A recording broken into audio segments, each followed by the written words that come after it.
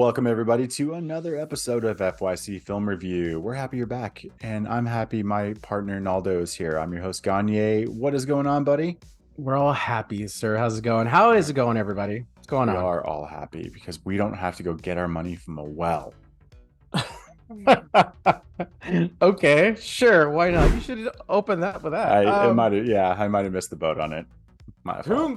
Tumbbad. This was recommended to us, and I had no idea what I was gonna watch. Even by the trailer, I still had no idea. Sure. So this was interesting to say the least. Let's get into it. 2018 Tumbbad. This is our first Indian horror movie, scary movie. Do you want to call it? Is it a horror movie? Suspense, scary. Yeah, I'd say it's a horror movie. Yeah, absolutely.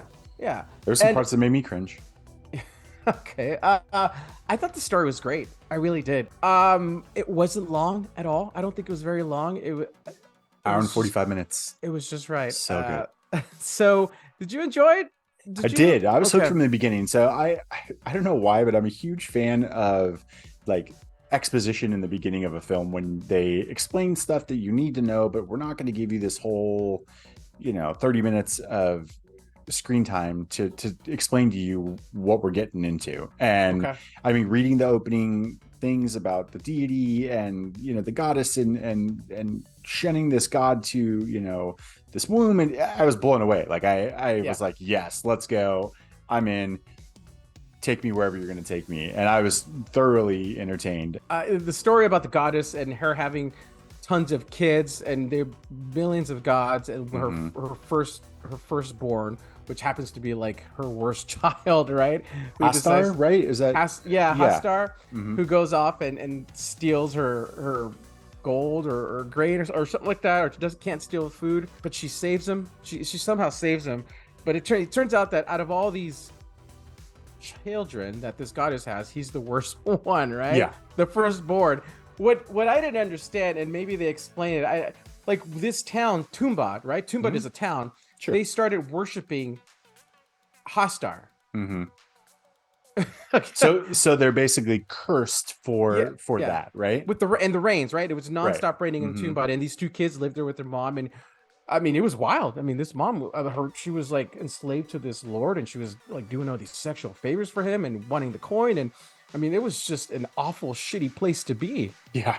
I appreciated the suspense that they built with the grandmother being chained up, and the subtle things like the mom going in and I guess clipping her skin, her toenails, like those toenails.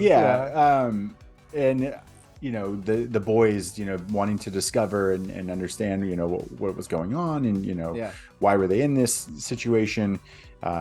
Great first act. I mean, just really like from start to finish, that first third of the movie is a good horror movie. And then we fast forward 15 years later, and now he's a grown man, and he's the only one to get out of his situation. He goes back, right? He goes back to the town. He goes back after promising his mother. He's not, of course. That whole town, I mean, I feel like everybody in that town is messed up, right? I mean, it's all about greed. It's greed, wanting more. But they lived in poverty, so it's almost like they lived in poverty. They had a really awful life, and this guy just wanted a better life. But the more he kept accumulating, the more money he got, it overtook him. He got so corrupt.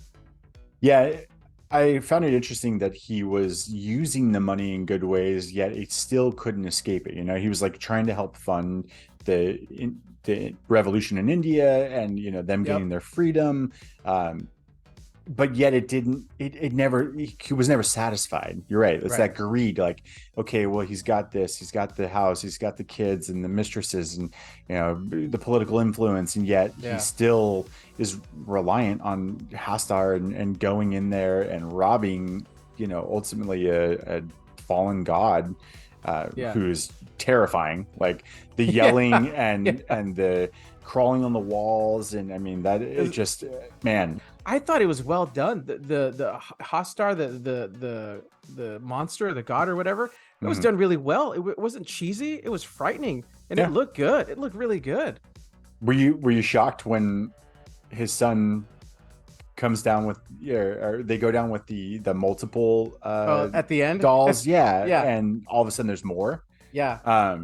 I mean, I didn't even think that that was going to be a thing. And when it happened, I was like, oh, like it was a very good aha moment. And I feel like we watch a lot of movies. So like, look, it's not that we figure them all out, but a lot of times you can see things coming. And that was one where I was like, oh, okay. Yeah. Didn't expect that. Didn't really know.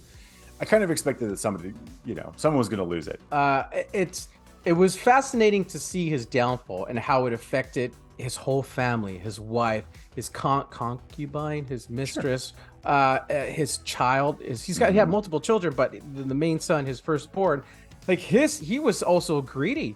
I mean, he got to a point where he was actually telling his dad's mistress, "Hey, I have money. I'm going to take over. You're going to be with me."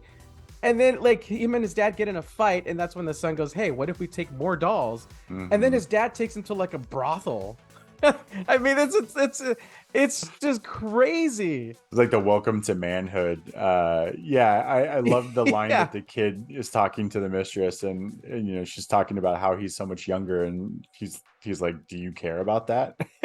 Like, just no, you're here for the money, so I'm gonna be the man, and don't you worry. uh Yeah. I loved it. I thought the son father relationship was great, because he goes from talking about how he's worthless and never going to be anything to trying to train him, and then the son ultimately falling for the same trap. So let's talk about the ending for a second.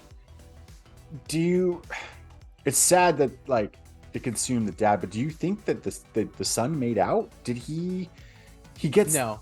he gets the satchel, right? The purse, The loincloth. The loincloth. Thank you. Of Haslar. Like, is that it, or is he doomed? No, because at the end, right? He gets out, and his dad's all pretty much he's dying. He's rotting away, and his dad has the sack, and he goes, "Here, take it. This is what we came for." Right. And his son realizes, "I don't want it." So maybe that broke the curse of generations of greed, and because his grandma had it.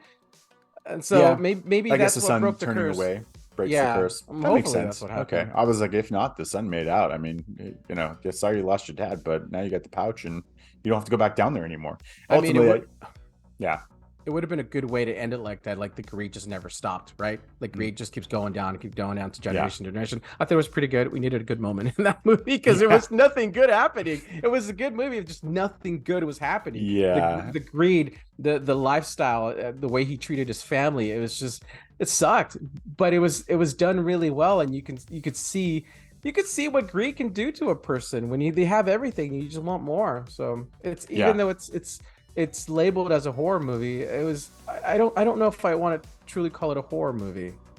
Yeah, it had scary elements, but it definitely is more a tale of hopefully retribution for the family, and how greed consumes. And they had the quote of Gandhi at the beginning as well, talking about greed. And so I think it's more of a tale of just not needing more than you really need.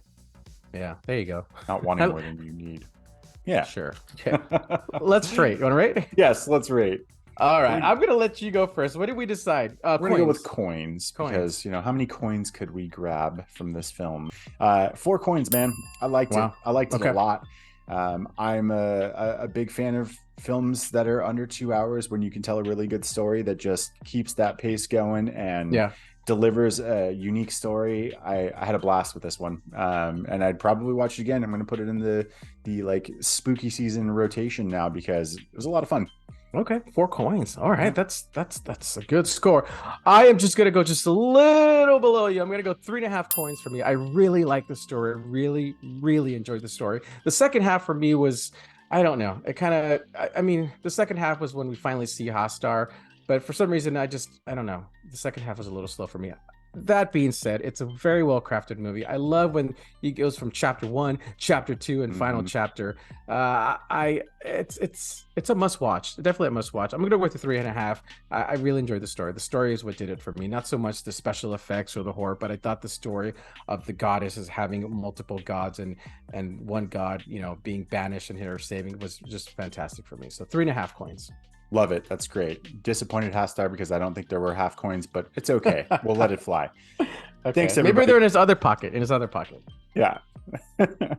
Thanks everybody for watching FYC Film Review. I've been your host Gagne. We appreciate you checking us out. Let us know what you think about Tumbbad. Tumbbad. I apologize if I'm butchering that pronunciation, but we enjoyed it. We hope you did too, and let us know. We'll see you next time. I've been your host Gagne. With me, my partner Naldo. Have a good one, everybody.